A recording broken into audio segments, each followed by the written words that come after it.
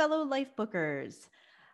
Today I'm going to show you my how I've set up my tracking system. This is the 12 Sacred Choice tracking system that we were given with the Lifebook program. This tracking system I love because of the simplicity. Now, I've done a few things, I've altered it a little bit, so I want to take you on a tour of that and show you how I've tweaked it a little bit.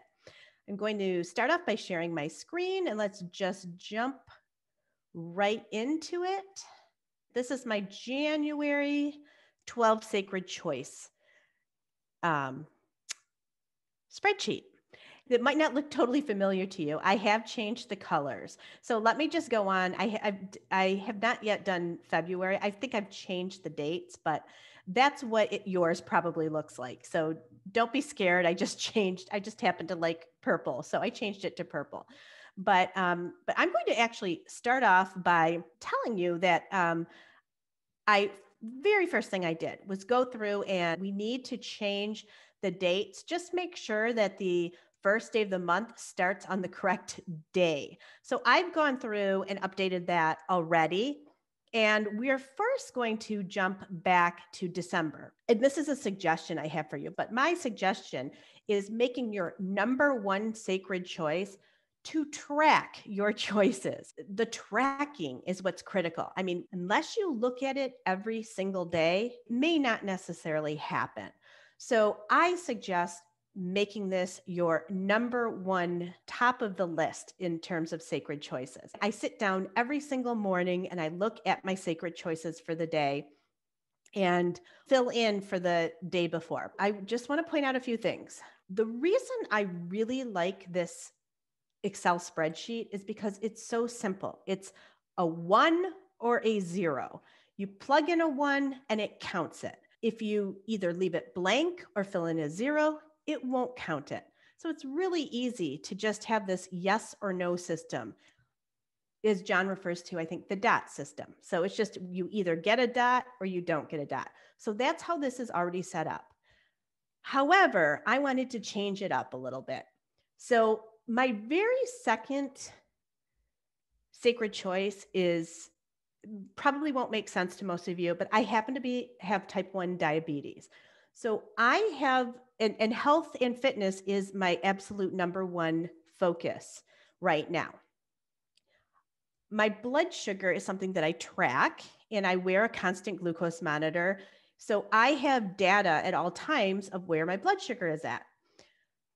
My goal that I've set is to stay in my specified range more than 70% of the day. So every day I can look back at the prior day and see my data. So I have this set up rather than a yes or no. I decided to set this up to plug the percentage in, and then I'll show you now how I switched the formula here. So, and the purpose, and I should explain, the reason I want to do it this way is because I like to take the data and create charts with it. Really helpful for me when I meet with my endocrinologist. And to make it more applicable to most of your situations, I thought of a couple other scenarios that maybe might make more sense. An example could be, let's say you are training to run in a marathon and you're trying to accumulate a certain number of miles or kilometers before your race. Maybe you want to graph it like me, or maybe you just want to see how many miles you did each day. You can set this up to say, this is how many miles I ran today. And you can then change your formula to say, if it's exceeded a certain amount, then I will get credit for it. And this is where it becomes helpful. And here's another example. I have on here, drink 4 or more 16-ounce bottles of water per day. But let's just say we want to drink 8 glasses of water per day. So I can easily type in how many glasses per water a day I'm drinking. So now we go to this column here, and we need to set up the formula. Click on this formula builder button. But what we're going to do is click the count if and insert it. And then the range is the cells that we want to count. So all we have to do is go down and highlight the cells, which are all the cells in this month. And then the criteria is it has to be greater than 7 if we want to count it if it's 8 or more. And we just plug in done, and it counted 4 days that we drank more than 7 glasses of water. Okay, so now I want to show you exercising. I have it set up to exercise 30 minutes per day or more 5 days per week. So what I did with this is I still have this set up as an all or nothing. It's either a 1 or a 0 if I did it.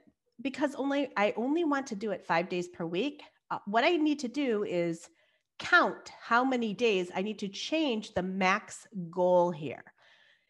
And I do want to point out to you that I put a thicker line to separate out, a thicker border around the fields to separate out each separate week. And I start my weeks on Monday. So as you can see, it's bolded here before each Monday, but that makes it really easy to say, okay, 3 full weeks, that's 15 days.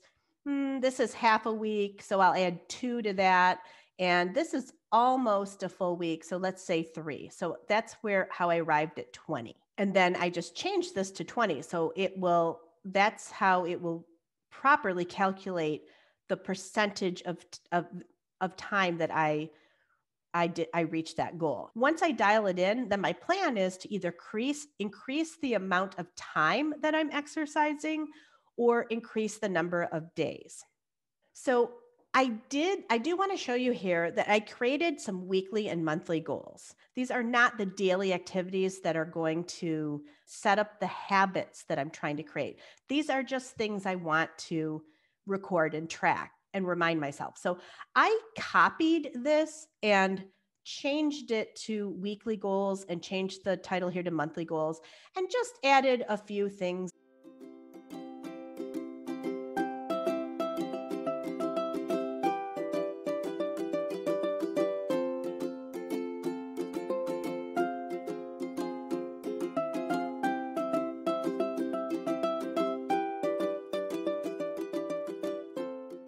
And this is something I'm doing new in the new year. But one of the things that I did put in here, and I wanted to just kind of show you what these gray boxes are. And I didn't explain that up here, but for example, this sacred choice is calendaring 3 items.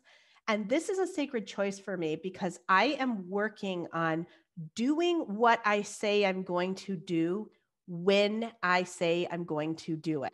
For me, I take 3 things I need to accomplish that day and I plug them in to a specific time. And I award myself credit only if I did that exactly when I was supposed to do it. And I grade this out because for me, my work days are Monday through Friday. And on weekends, I'm not holding myself to that.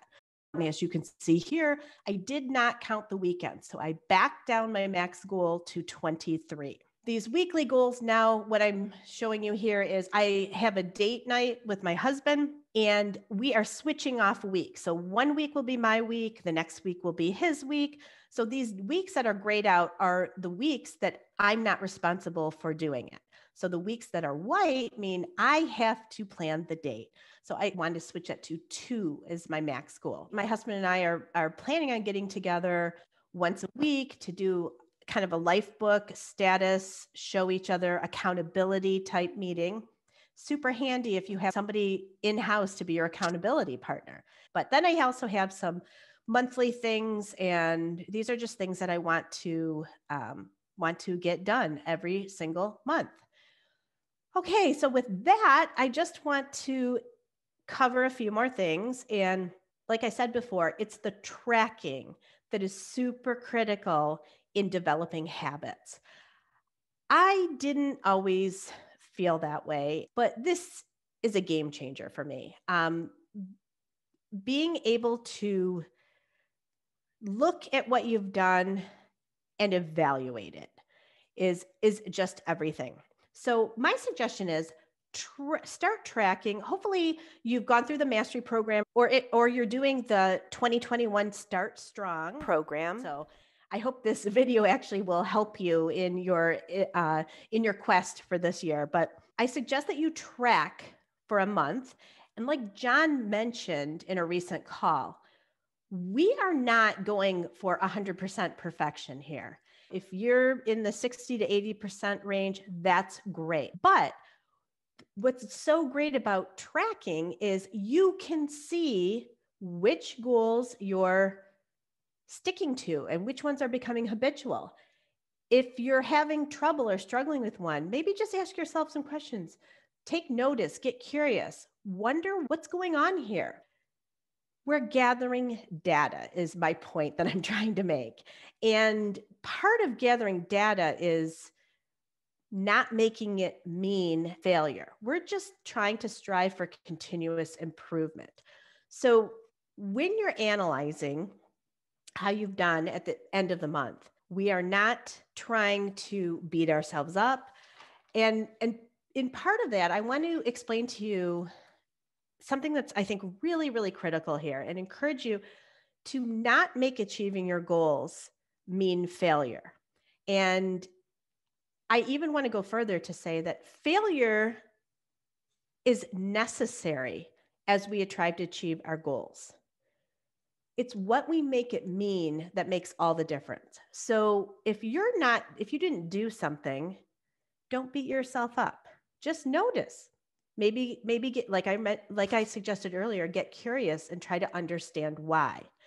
So I want to close out and just say, I hope you found this helpful. If you have any other sacred choices that you're not sure how to account for on this spreadsheet, please, please, please reach out to me. I will include my email at the end of this and ask the question, because I may not know, but I would love to try to help you and figure it out. And then the other thing I just am curious about is, does anybody else out there have any other systems that they've used? I mean, I think this is fantastic because it's just so simple. But any other systems that are not just traditional pen and paper systems, I would love to hear all about it. So please post any feedback or questions below.